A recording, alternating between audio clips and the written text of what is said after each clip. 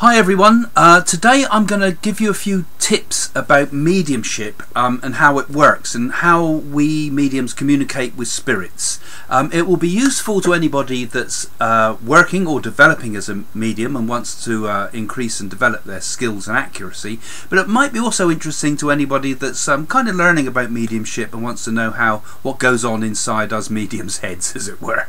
Okay, thanks for joining us. So this is about communicating with spirits.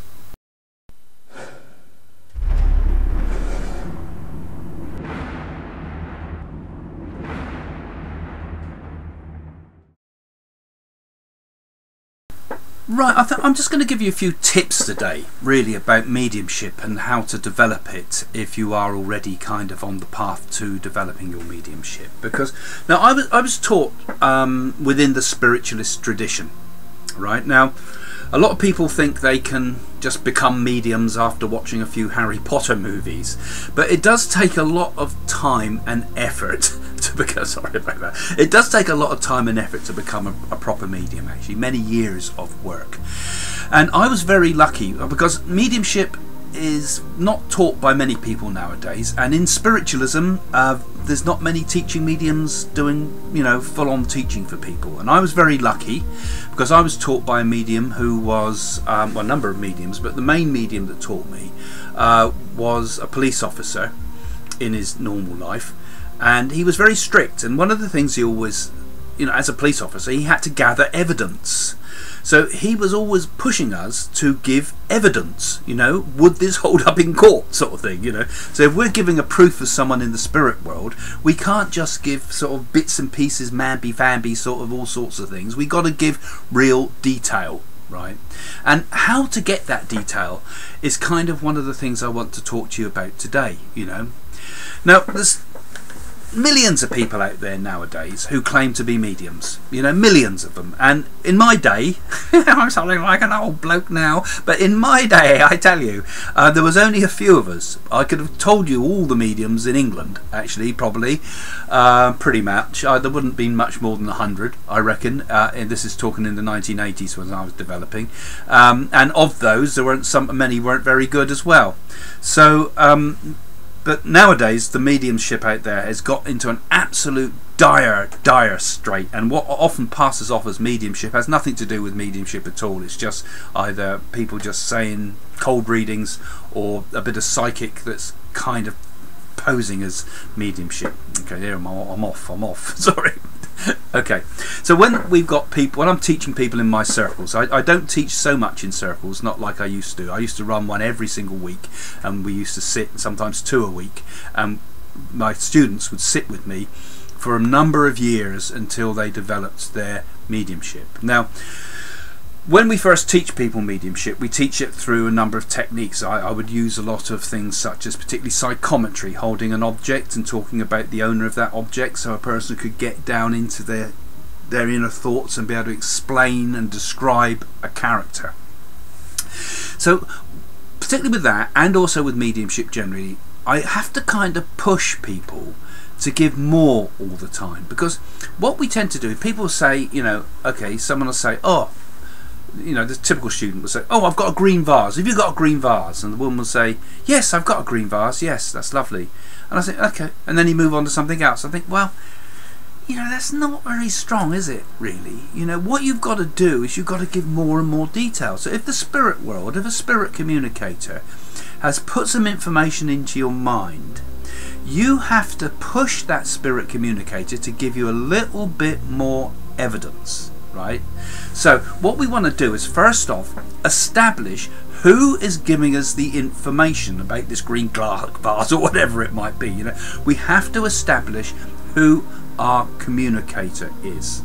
So you will have someone connecting with you, and you might say, first of all, you're going to know if it's male or female, right? So ask the spirit person, what are you, male or female? And you'll immediately, if you ask the inner question, it will be put into your thought once you've learned to open up to become a medium, right? This is for those that are already on the path, really. So we say, are you male or female? Female. Okay, good. I've got a lady with me. you might say to the person. Are you close to this person, you will ask in your mind, or are you a friend, are you family, or are you acquaintance? Can you give me any information about that? The spirit communicator might say something, you'll get it straight into your mind. You ask the question, you let your thoughts go, you come almost like a blank sheet of paper, and it will come, boom. I'm family member, close family member. What are you?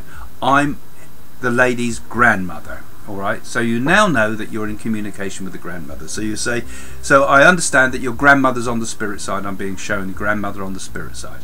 The person say yes. I'm assuming that people will say yes all the time at the moment. Okay, so you know that's the grandmother. Now you want to ask that grandmother on the spirit side to give us some information about them.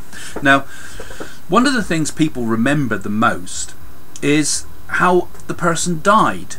And although it's not something we want to be reminded of a lot, it's useful for giving proof of evidence, as my teacher asked us for, to give the evidence how they died. So we would ask the grandmother, can you give me what your illness was? How did you die at the end? Right? So you ask them, and you will get an impression. You will just know it. You might sometimes even feel it on your body, but in most cases it's just you know it. You know, it just boom, it just comes in and you know it. They give you the answer. So they might say, might give you bits and pieces to it too. They might say, well, I was you might first of all want to find out, is it a long illness or a short illness? Right?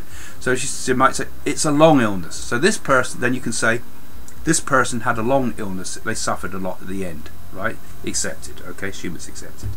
And then you then say, well, what type of illness was it? What was it? You know? And then they might start shaking or something and say it was Parkinson's disease.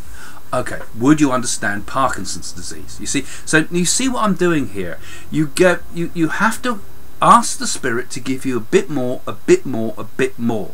It's no good saying green vase, because you're going nowhere with that. You see, you've got to get the communicator first. And now we know that we have a grandmother in the spirit side. We know that she died over a period of time. We know that she had Parkinson's disease at the end. Okay, so that will be accepted. If it's accepted, you know, then you know you've got the person. I mean, I'm not going in about what happens when you get something wrong. I'm going to tell you about how you connect information together to make your spirit message more accurate. So you've got that information, and now we can start to ask the grandmother some more questions.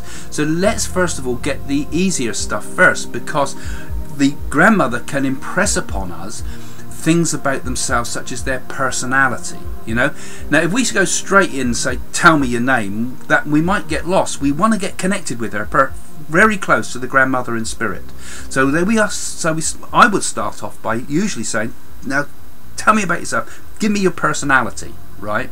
Now that won't come in words in my mind, it will come as just a feeling. You know, I will feel in myself what I'm like. So the grandmother, you might start seeing, you know, that she's a miserable old soul and difficult, or that she was a happy soul, or whatever. Let's assume that she's telling us she's a happy lady. So you start feeling the cheerfulness, and you say, I've got, your grandmother was a very cheerful lady. Right? And they're not always, remember, it's a bit archetypal what I'm describing here, but they're not always. They can be miserable buggers sometimes and remain that way in the spirit world.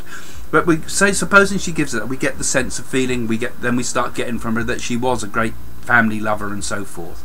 And then you can start asking her other things then, and start getting her personality, and you might then start saying she might have bossed the men around, for example. She might have been a bit bossy with the men, or she might have, then you'll start getting her loves and hopes and things, and you might start getting that she loved gardening or whatever, you know, or that she, I'm giving you fairly superficial things here, but they start to give you more. Once you get connected, they can start giving you the more detailed information. So she liked gardening, then you'll say in your mind, oh, well, what did you like most? Oh, I grew sweet peas round the front door. Okay, we put all, so you describe that to the person. But I only ever and then she said, no, we used to go and I put I went into the marrow contest or something. You know, you ask them more questions about what sort of things were you really interested in, if you know, assuming that this grandmother liked all those things, you see. So you keep asking them for a bit more. So what else did you, was it a big garden or a little garden? Oh, we had a huge great garden. We had two. We had bought the property next door too. They bought the property next door. Did they have a second bit of land that they bought, you know? So, and then you say, well, what else can you tell me? What what, and then you start spontaneously to see more. You might see their face. Oh, you've got blue eyes. I might suddenly feel my eyes, because I've got blue eyes, you know. I might say, she's got blue eyes like me, and then you connect a bit more. Can you tell me more about the blue eyes? Anything special about that? Yeah, I had cataracts in the right. She had cataracts in her right eye, and the ear went deaf, she's saying, you know. So you'll start to get more and more and more detail from the one fact. She liked gardening, so that's enough, right? But if you just went on and left it at that, that could apply to pretty much everybody's grandma. But if you can keep asking him for more and more information, you might get the bit, like I said, she bought the house next door and bought the garden next door or something, or some whatever fact it might be, you know. And I'm not doing mediumship here for people, so can't think of this as your grand, because it's not. It's just examples I'm giving here. So you see, the way we have to work it is that we have to get the more information from the spirit. We have to ask them for more, and then we might once we starting getting the connection with the personality, right, and with little details about their life, we then can start asking them for more information. So we're connected. We know our mind is connected now with that grandma. We've got the information. We're getting verification, hopefully, from the sitter, and then we can start saying, now we're with me. I know her personality. I know what basic things about her life. Tell me something unusual, I would say to them in my mind. Now, for example, what I always think was a funny one that came up before about them. She said, I used to take my false teeth out and cut the cake around the outside. I used to mark all the pie around the outside with my false teeth, and it was always a joke we had in the family, right? Okay. That actually did come up in a reading once. It really stuck in my mind, and it would do, wouldn't it? You know. So there, you've suddenly got a really fact that don't apply to everybody, right? Or you might hear something like, you know, we lived next door to the pub, and the pub was called the Dog and Jug or something, you know. So because now you're getting really important information, and then you start thinking, come on, give me more, and you might by then start to get what we call the clairaudience, and hearing the words of the grandmother communicating, and you might start hearing a name. So my name was Alice, give me a bit more, you know, give me a bit more. Alice what? Alice what? Alice what? Brooks. Okay, her name was Alice Brooks. All right.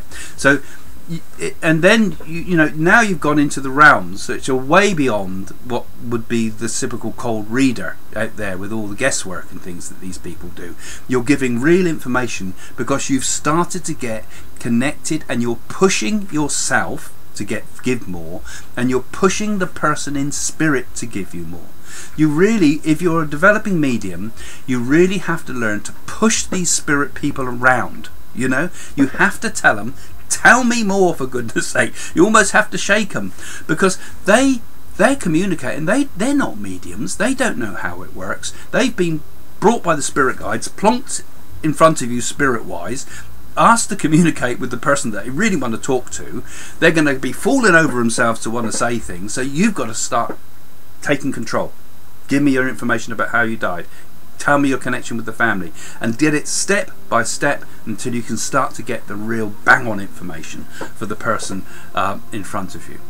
And that way we stop getting bits and pieces and start getting a little bit of structure to the way you give your mediumship. And there's much more I could say about this. There's lots of things about the importance of keeping some form of structure rather than just throwing out the green vase stuff, you know, because I used to get so infuriated with some of my students who were brilliant mediums. They had really good ability, but I just could not drum it into their heads that you must ask for more and try to get some form of structure to your reading. Otherwise you can give lots of bits of good information, and the person recipient of the message still don't know who it was giving that information. And then you can move on once you've got the evidence. Now, it's really important that mediums give evidence.